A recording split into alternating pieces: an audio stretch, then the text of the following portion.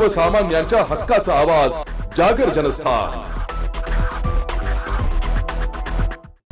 आत्याभावाशी झालेल्या जुन्या भांडणांची कुरापत काढून 7 ते 8 जणांनी एकाला कोयत्याने मारहाण केल्याची घटना सातपूर येथे घडली आहे। ही घटना संपूर्ण सीसीटीव्ही कॅमेऱ्यात कैद झाली आहे। नागेश शिवराज शार्दूल राहणार शिवम टाकी समोर महादेववाडी सातपूर असे जखमी झालेल्या युवकाचे नाव त्यांनी सातपूर पोलीस ठाण्यात फिर्याद दिली आहे।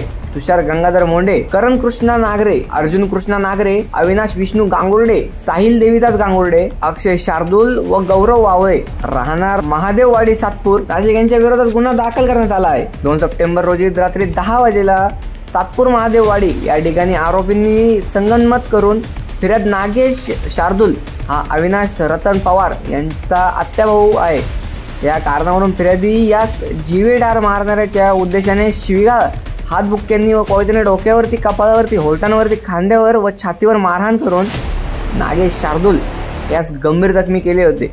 यावेळी संपूर्ण घटना सीसीटीव्ही कॅमेऱ्यात कैद झाली आहे। यावेळी नातेवाईकांनी उपचारासाठी सिव्हिल हॉस्पिटल रुग्णालयात ॲडमिट करण्यात आले आहे। नागेश याच्या डोक्यात तब्बल 24 टाके पडले असून त्याची तब्येत गंभीर आहे। या घटनेचा पुढील तपास सातपूर पोलीस करीत आहे। जागर जनस्थानसाठी भूषण जैन, नाशिक।